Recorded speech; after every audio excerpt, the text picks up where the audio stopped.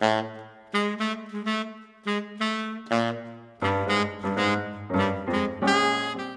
Donna Schwartz here from the Everything Saxophone Podcast. We're here at NAMM at the Key Leaves Everything Saxophone Podcast, NAMM Hang 2020, and I'm here with Caleb Chapman.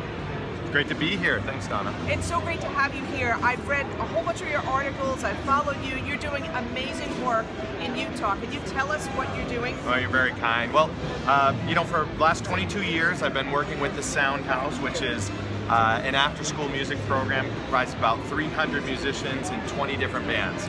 And the groups are recognized as some of the best in the world. They've won 75 Downbeat Awards over the last few years.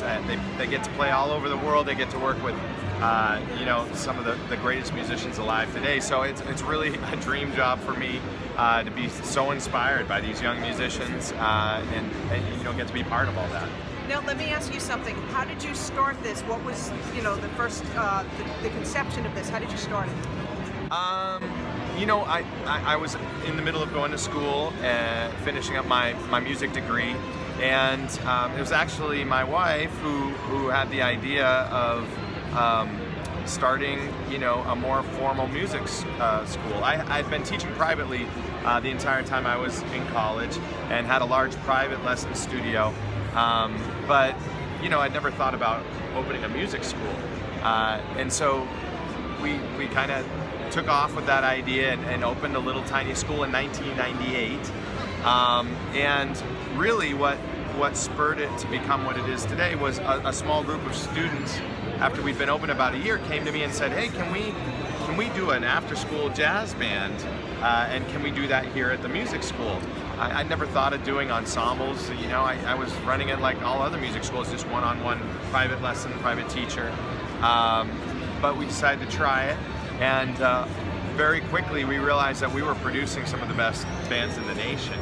And it wasn't too much longer until we stopped teaching private lessons altogether and just focused on ensemble instruction experiences for these young musicians. Now, let me ask you something. In Utah, what is the music education system like? Were there opportunities for these kids to have any after-school, enrichment beforehand? Yeah, well, we are very lucky in Utah. We have some of the best educators around. We have very strong music programs. In so many parts of the country, music programs have been cut, they've been eliminated, teachers are underfunded. But in Utah, we have very strong programs, and not just in concert band, but also orchestra, marching band. Most schools have jazz bands. Cultural arts, music and its role, its importance is very prominent in Utah.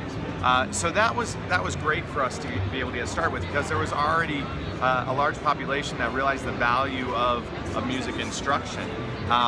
As far as after-school opportunities, they really didn't exist. What we were offering and what we're offering now is still incredibly unique, not just in Utah, but really globally. There's a lot of interest. I get contacted all the time from all around the world. People ask me, how do we put a program in place like the Soundhouse? How do we bring that to our communities?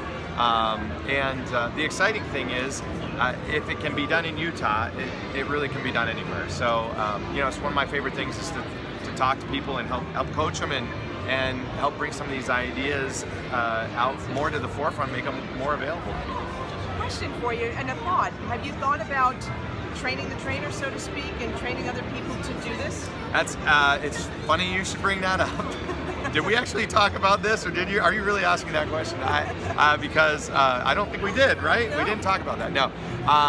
As a matter of fact, it's hilarious you should ask that, because we've been working for the last few years getting ready to actually franchise the Soundhouse model and open it up.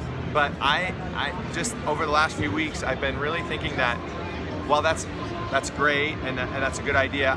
What I really want to focus on is putting together a full training program for teachers that can come in from anywhere, work intensively with them for a week to 2 weeks, and then make our instruction materials available through licensing to them. So I just think that there are a lot of youth that would benefit from having access to these programs, and I agree with you. I think training the trainers is exactly the route we're going to be heading with this over the next couple of years. No, I don't know. To me, it makes sense as a business person, and I think that I'm in California right now, and music opportunities, believe it or not, even in Los Angeles, are not that great. They for aren't. kids. No, they're not. It's a shocker. People would be like, well, wait a minute, there's the film industry and stuff. No, folks, it's paltry. It's pathetic. That's true. Yeah. Well, and California is one of the places that's been fairly heavy hit with cuts to music programs. Oh yeah. And at the Soundhouse, again, another thing that makes it unique is it's focused on contemporary music instruction.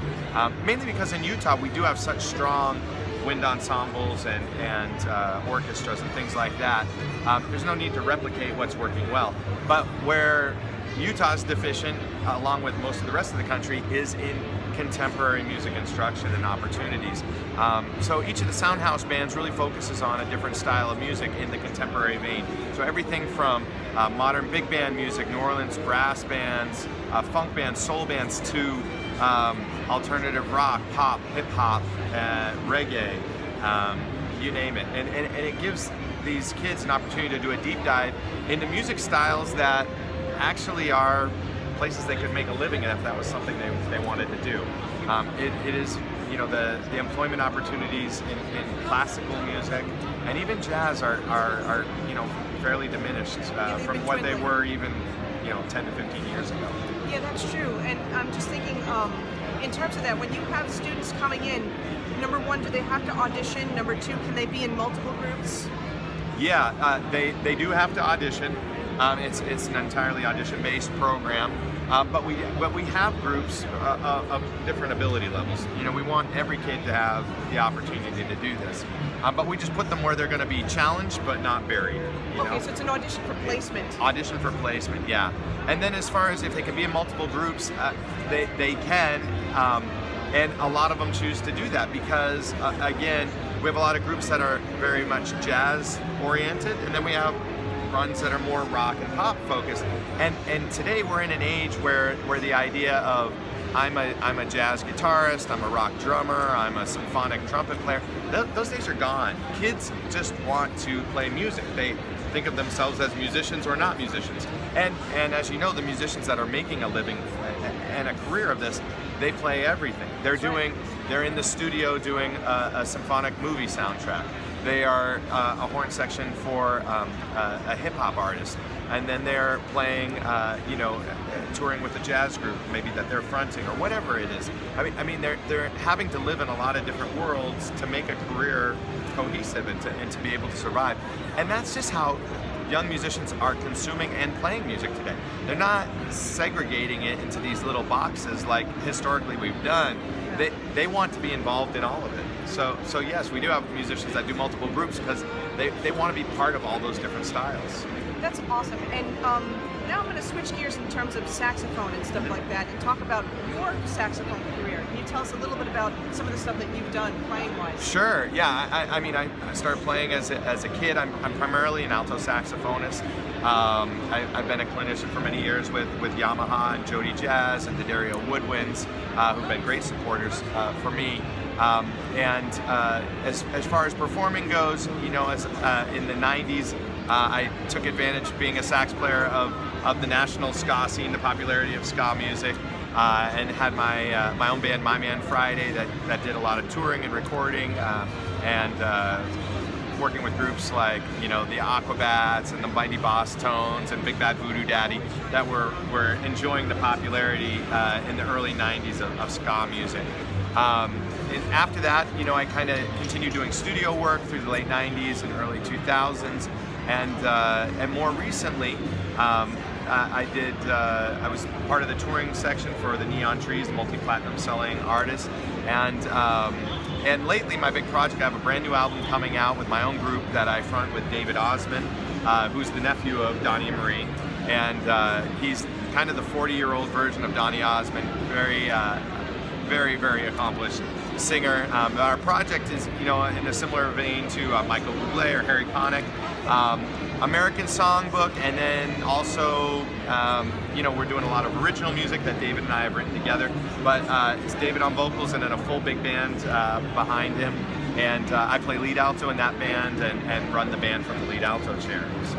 Wow, you've got so many things going on. I'm thinking to myself, how do you have time to do all this? Well, I just think that all of those things combine together to make everything more effective. I mean, as an educator, unfortunately, in my opinion, far too many educators don't play music.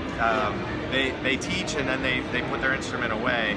And I just know that for me, that I'm able to be so much more for my students in the classroom, and I can relate to the challenges they're having if I'm picking up my horn and dealing with the same issues on the road as a touring musician or as a studio musician.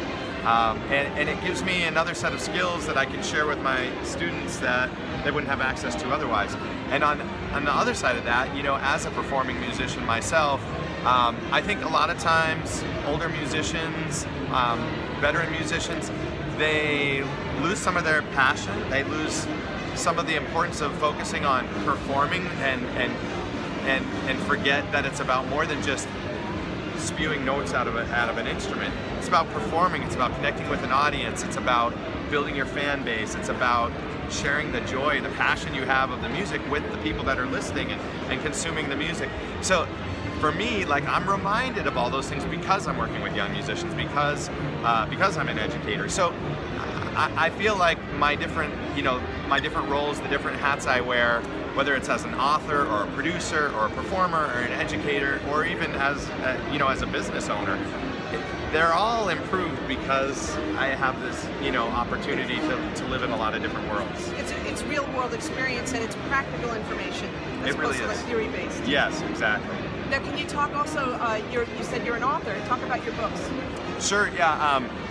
My first book I put out a few years back, and I co-authored that with Jeff Coffin, the 3-time Grammy-winning saxophonist of the Dave Matthews Band, one of my dearest friends. And it's called The Articulate Jazz Musician. And teaching music for all these years, I realized that the biggest thing that's missing in jazz, with it being such a new language, is a cohesive way to pronounce the language and that articulation.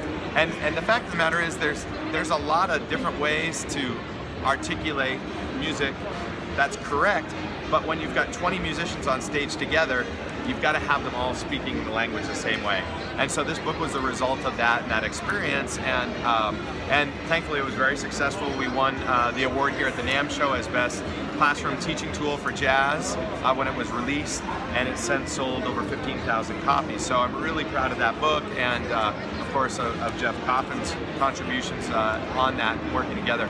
And then just this last month, I was a contributing author to the new book being distributed by Hal Leonard, called Rehearsing the Jazz Band, authored by Mary Jo Papich, the founder of the Jazz Education Network, and Ryan Adamson's. And so I was a contributing author for that, along with my good friends Gordon Goodwin, the Grammy-winning saxophonist, leader of the Big Fat Band, and John Clayton, and a ton of other fantastic musicians and educators, many of whom are my mentors. So to be invited to be an author along with them was a huge honor. But that book is being very well received. It's sold out at the Midwest Clinic, and it's sold very well at the Jazz Education Network conference last week in New Orleans. So now into the next one. Yes, it's being sold here as well. So at the NAMM Show. But I'm starting work on my next book, which hopefully will be coming out in the fall of 2021, on inspiring musicians in the classroom in any style of music, and multiplying